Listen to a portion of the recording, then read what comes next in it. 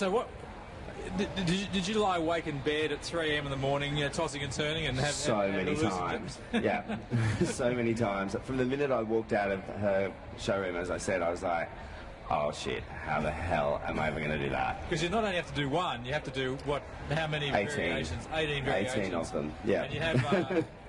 And what window do you have between the girls arriving for the show and the show time? Well, you have 3 hours, but you've got to share that 3 hours between yourself, a makeup artist, a stylist, a walk-through dress rehearsal. So you don't really have that much time at all. You might have an hour and a half out of 3 hours. And how many crew did you have working with you? Well, there was 30 all up. Yeah. But obviously you have to be careful, or you have to think about how you're going to plan your crew. So there were 6 of us who were responsible for creating the architectural side of it, and then there was probably about 24 people responsible for prepping. Yeah, so it's one thing to be able to visualise it, but it's another to have the ability to work the hair and to shape it. Absolutely, yeah. So whenever you're doing a show, I think it's not that you don't want to give people you haven't worked with a go before, because you do. Yeah.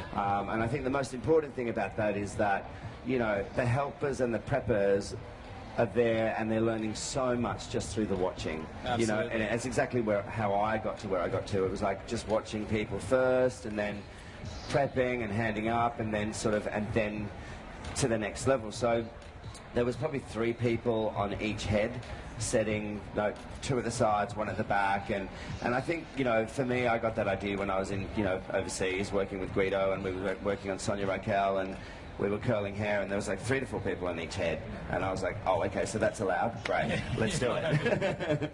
And is it something from a career point of view, session work? Is there sufficient money in it to make it a career ambition, or is it something you do more for your personal joy and satisfaction, or is it a bit of both? I think it's a bit of both. I mean, for me, I have a salon, so for me it's all about being able to do more than just being on the salon floor. And also I think, when you have the ability to style on an editorial level, then it's great to kind of, take yourself out there and challenge yourself and do that sort of stuff, But, I mean, you can definitely make money out of it, as well. Yeah, because obviously people like Guido and Eugene Suleiman, so that's their living. I think they make a lot of money out of it. They get the big advertising gigs, don't they? Yeah, they get the advertising gigs, and plus, I mean, they probably get quite a bit per show as well. But then when you think, that they're paying 30 preppers and that sort of stuff, that they're still... Oh, so they're having to pay the crew out of their fee. I think they get a budget, and then what they do is from there is they work out, how many people they're going to need per show, and pay people that way. And what do you think about the trend that's happening?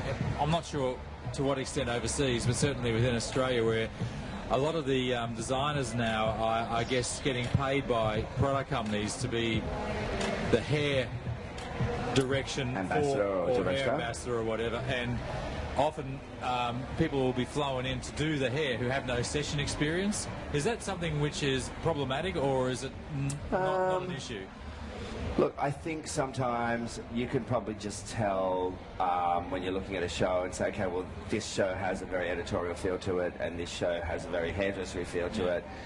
Sometimes it kind of crosses over, but look, it's okay. Sometimes that's just the business of it, isn't it, really? You just have to respect the fact that they're using that person as an ambassador, but at least most of the time overseas, especially, they will always take ambassadors of an editorial background, and maybe they don't work in salons, but they're like, hey, you can be our ambassador because, you do all the best ads and you do all the editorial work and that sort of stuff. So at least it goes into the right hands sort of most of the time. So there's a nice evolution. Yeah, there is. Okay. Yeah. All right, over to Susan now for a bit more up close and personal.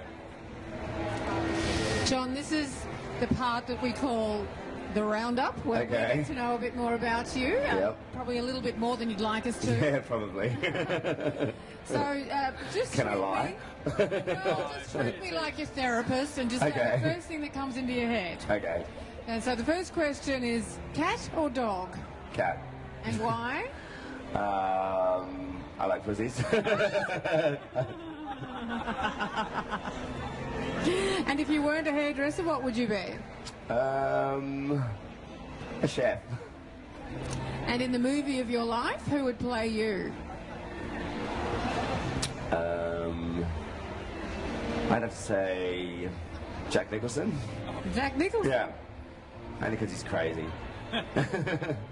So, if you weren't a hairdresser, you'd be a chef. So what's your favourite meal? I probably like French food. Do you want a meal as such, or? Yes, what's your favourite meal? I like meat. Meat and pussy so far. Yeah. Okay. This is getting interesting. Yeah, it is getting interesting. What music are you listening to right now? Probably listening to more electronic sort of music, yeah. Mm-hmm. And what's the best piece of advice your mother ever gave you? If you're going to do something, do it properly. Very good. And you're following that, obviously. Absolutely. So what's your guiltiest pleasure? Oh. Staying up far too many nights and talking a lot of shit, basically. Yeah, that's how you enjoy it? Yeah. So, what's your secret skill that will now no longer be a secret? I'm a good dancer. Dancer? Yeah. A particular type of dancing, or just on the dance floor? Just on the dance floor. so- Yeah, I can groove. And finally, what's your favourite part of Culture magazine? I love the editorial shoots. Yeah, and I also love the question answers, you know, with, I guess, sort of hairdresser or someone like that. Yeah, probably the editorial shoots though. I think I love fashion, so that's probably the first bit I look at when I open the magazine. Oh, good. Yeah, and you guys do it great. Thanks, It's always Jon. fantastic. Thank you. Yeah.